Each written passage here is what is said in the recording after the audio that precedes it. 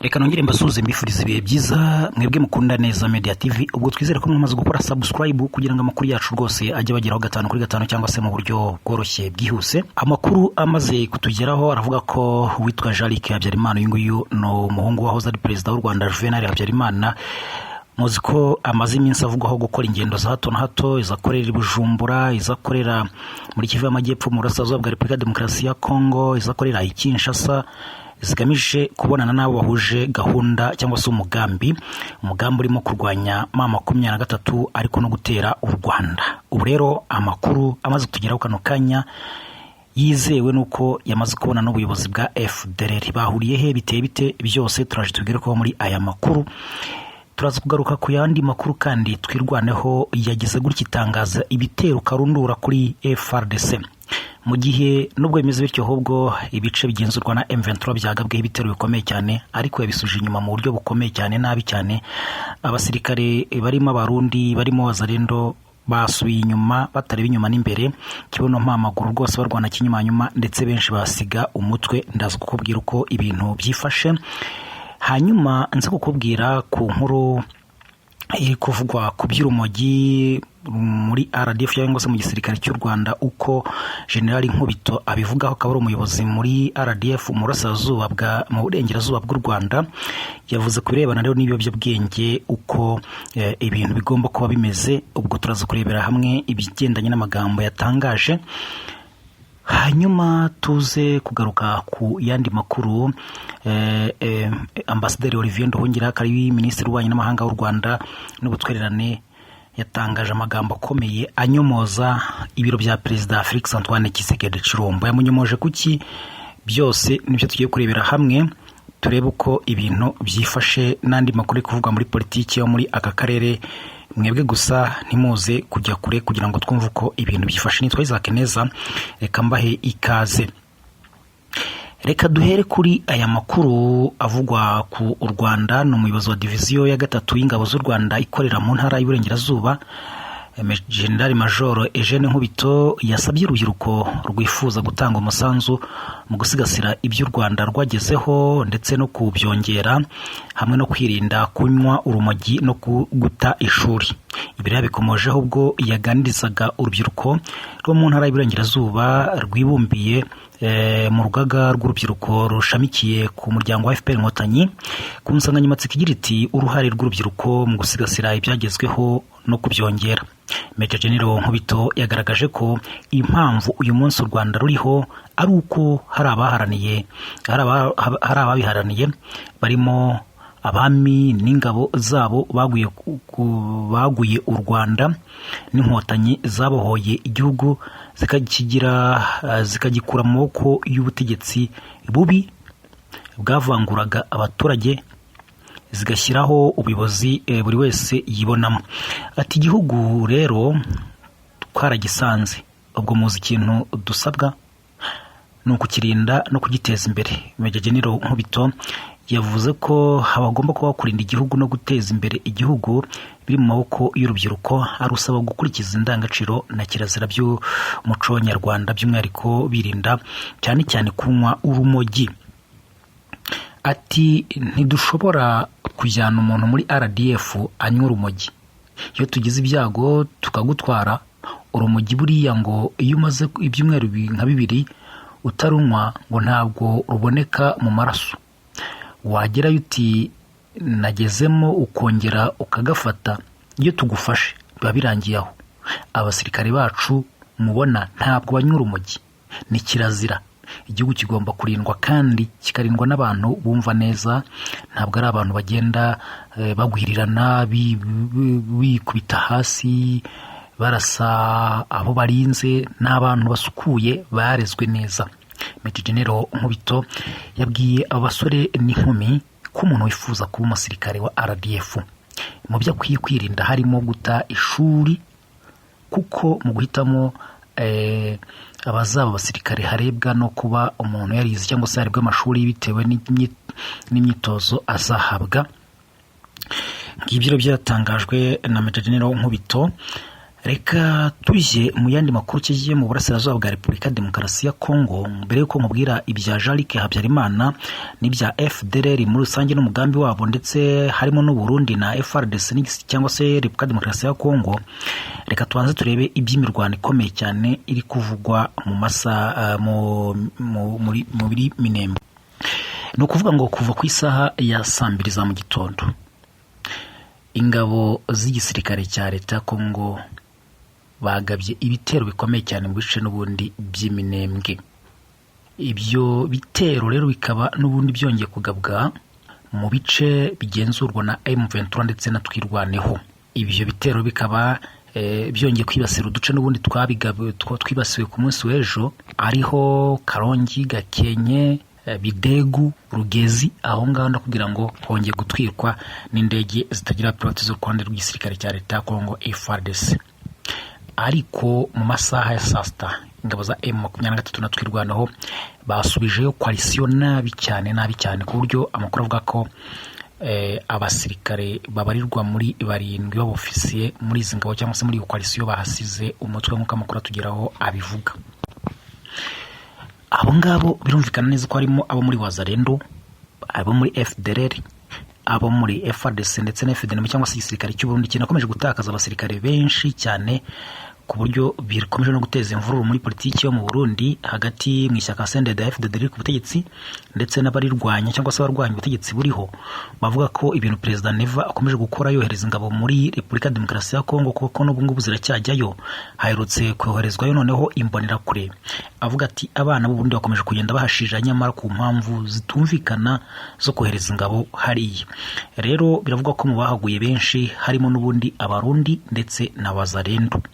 M23 rero ikaba yabasubije inyuma kugeza ubu, hakaba nta musirikari uri kurangwa muri iki gice muri coalition ya FARDC.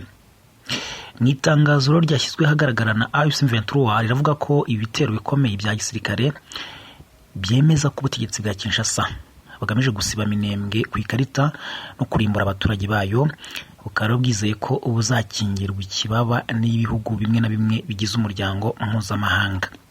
M23 ikaba ivuga ko iyi myumvire yo kudahana iterwa n'ubufatanyacyaha bwo hanze ndetse no guceceka kw'amahanga bitera Kinshasa ingufu zo gukomeza ibikorwa byayo byica abaturage b'inzirakarengane. M23 ikaba ishimangira ko yiyemeje bidasubirwaho kurengera no kurinda abaturage b'abasivile mu buryo bwose bushoboka, kandi ko igiye kurushaho gushyira imbaraga mu byo yise kurengera abaturage. Hanyuma reka twihuta tujye ku itangazo rya Twirwaneho MRDP Twirwaneho. Muzi ko M23 na Twirwaneho ubundi bo amaze igihe kirekire kuva no mu mirwano muri Kivu y'Amajyaruguru. M23 yarwanaga Rucuru, Masisi, Goma n'ahandi hatandukanye. Bakunze gutangaza ko bo ibitero barwana nabyo ariyo byo babagabweho n'igisirikare cya leta cyangwa se coalition muri rusange, birimo FDLR, FARDC, Wazalendo, Abarundi n'abandi, abacanshuro, SADC nk'uko nayo yagiye ibikora. Bo bakagerageza kurwana no kubisubiza inyuma no kurengera abaturage. Ariko ubu Twirwaneho noneho yatangaje ko ibyo bitandukanye n'ibyo bagiye kurekurana ibitero bikomeye cyane by'umuriro, kubera ko ari kubona ko igisirikare cya leta gikomeje kwinangira ku byo gisabwa. Rero mu itangazo ryenewe abanyamakuru ryasohowe na MRDP Twirwaneho hatangajwe ko mu misozi miremire y'Iminembwe cyane cyane mu duce twa Karingi, Gakenke, Bidegu na Rugezi habaye ibitero bivuga ko byagabwe ku baturage b'abasivile b'Abanyamurenge. Iri tangazo rinavuga ko ibyo bitero byagabwe n'ihuriro rigizwe n'ingabo za leta ya Repubulika Demokarasi ya Kongo, ingabo z'u Burundi, Wazalendo, FDLR n'abandi bafatanyabikorwa hakoreshejwe ibitwaro biremereye cyane birimo indege z'intambara Su-25, drone za gisirikare za Kamikaze CH-4. Bakavuga ko rero ibyo bikorwa byahungabanyije cyane ubuzima bw'abaturage, ariko ko nabo bagiye gutegura ibitero kandi bikomeye, kuko muri itangazo bavuze ko ibyo bikorwa bifata Twirwaneho bifata nk'ibitero byibasira abaturage hashingiwe ku bwoko bwabo. Igashinja ubuyobozi bw'u Burundi n'ubwa Kinshasa kugira uruhare mu bikorwa ivuga ko bigamije kugirira nabi Abanyamurenge ndetse no kubatsemba. Muri iri tangazo Twirwaneho ivuga ko ibyo bikorwa ibifata nk'ibitero bikomeye kandi bishobora kuzasiga intambara ihinduye isura. uyu mutwe uvuga ko nubwo Burundi bwagiye bwiyerekana nk'igihugu gishaka amahoro n'umutekano mu karere, hari ibikorwa bya gisirikare uvuga ko bihabanye n'iyo shusho biyerekanamo, cyane cyane ibikorwa bivugwa mu mirwano yo mu gace ka Minembwe. Twirwana bivuga ko nyuma y'ibyo bitero ingabo zayo n'abayoboke bayo bahise bishyira hamwe mu bikorwa byo kwirwanaho bigamije guhagarika ibitero, kandi ko babikoze mu buryo bukomeye kandi bwa kinyamwuga. Reka mbabwire mbere yuko tugaruka ku makuru ababaje cyane ku muyobozi washyizweho na M23 wamaze kwicwa, ni inkuru y'incamugongo muri AFC M23. Reka tubanze tubabwire yuko Jean Habyarimana, uyu nguyu akaba ari umuhungu wahoze ari perezida w'u Rwanda Juvenal Habyarimana, yahuye n'abayobozi bakuru muri FDLR bahurira mu gace kitwa Pinga. Ibiganiro byabo ntabwo haratangazwa icyo baganiriyemo cyangwa se cyabivuyemo, ariko ikizwi cyo umugambi uri kujyana muri izi ngendo za hato na hato Jean Habyarimana ava i Burayi cyangwa se mu mahanga aza muri bihugu byo mu Burundi no muri Repubulika Demokarasi ya Kongo. Gahunda nyamukuru ikomeye cyane no guhuza imbaraga n'ababishaka bose mu gutera u Rwanda. Abo rero kwikubitiro akaba arimo kuri ubu ngubu nyine FDLR, birumvikana binavuga ko ngo bashaka kumugira umuyobozi mukuru wayo, nyuma yuko abandi bagiye basaza barimo ba General Rumuri n'abandi batandukanye, bakaba harimo n'abagiye bapfa muri abo basaza. Bakaba batero barashaka gushyiramo amaraso mashya n'abantu bakiri bato. Bivuga ko Jean Habyarimana agomba guhabwa ubuyobozi. Rero inama zisanzwe zibera i Bujumbura zigahuriramo abayobozi muri FDLR cyangwa se igisirikare cy'u Burundi, muri FARDC na FDLR, ndetse ubu binavugamo ko harimo nabo muri P5 ya Kayumba Nyamwasa. Zose ngo zigamije kubanza gutsinda M23 kuko babona yuko ngo ariyo mbarutso, ngo bakabona bagafata igice cya Minembwe aho bazaba bitegeye neza u Rwanda, nubwo byakomeje kubabera urusobe. Kugeza ubu rero amakuru agaragaza ko bahuriye Ipinga hano Warikare. Ntabwo haratangazwa ibyo Jean Habyarimana na FDLR bari kuganira, ariko amakuru avuga ko yahuye n'abayobozi bo hejuru muri politike no mu gisirikare muri uyu mutwe w'iterabwoba wa FDLR ukorera mu mashyamba yo mu burasirazuba bwa Repubulika ya Demokarasi ya Kongo, uvugwaho gukorana na leta ya Kinshasa na leta y'u Burundi, kuko bavugwaho gukorera inama i Bujumbura, bakazikorera Kinshasa, bakazikorera Makobora, bakazikorera bagakora n'imyitozo mu ishyamba rya Kibira riri mu gihugu cy'u Burundi. Reka twigarurikire inyuma gato, tugaruke inyuma rwose, aho amakuru avuga ko umuyobozi mushya w'umudugudu wa Kateku mu gace ka Ilemya muri groupement ya Ikobo muri Tetwari ya Warikare yishwe na Wazalendo, yamaze kwicwa na Wazalendo nyuma y'amasaha 48 ashyizweho na AFC M23, which amakuru agera atangazwa avuga ko Abazalendo bamukubise amasasu mbere yo kuburira mu bihuru bikikije aho hantu, ko bamaze kumurasa baramwica bahita bongera mu bihuru byegeje abantu. Ndetse amakuru akaba anatangajwe n'ibinyamakuru harimo n'ibyegamiye kuri leta nk'icyitwa Actualité.cd cyegamiye kuri leta Kinshasa, nacyo cyemeje koko rwose Wazalendo zishe umuyobozi washyizweho na M23 ndetse kiri mushya. Nubwa mbere hari habaye ibintu nk'ibi muri groupement ya Ikobo kuva yigarurirwa n'inyeshyamba za M23 zashyize abayobozi b'ibice bitandukanye aho hantu. Gusa amakuru avuga ko nubwo M23 yahafashe, hari hasanzwe ubundi hari FDLR, ndetse byanavugaga ko yigeze kuhungira General Rumuri nyuma yo gukubitirwa nabi cyane Rucuru hariya za Rwindi. Amakuru akavuga ko ariho yaho bamuhungirishije bamutwaye mu ngobyi. Rero kuba harabaye FDLR binavugwa ko umutekano waho utakizerwa cyane, kuko FDLR n'abantu bisanisha cyane n'abaturage, ku buryo binavugwa ko baba bakirimo n'ubundi bahungabanya umutekano mu buryo ugiye butandukanye.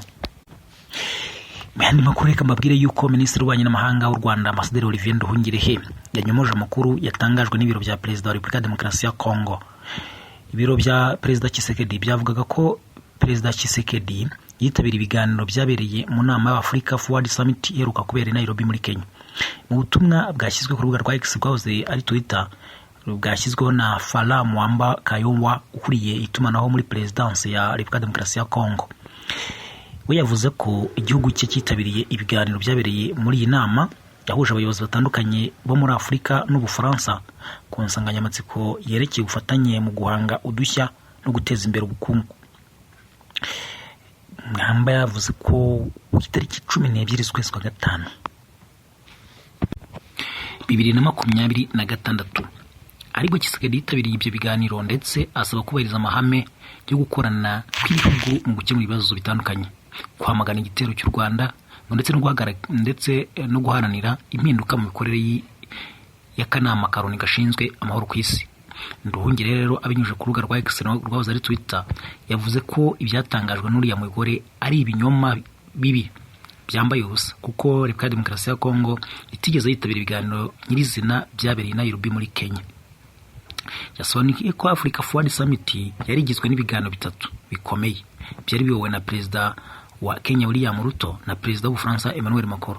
Ibyo biganiro byagarukaga ku nganda zitangiza ibidukikije n'ingufu zisubira, ivugururwa ry'imari mpuzamahanga ndetse n'amahoro n'umutekano.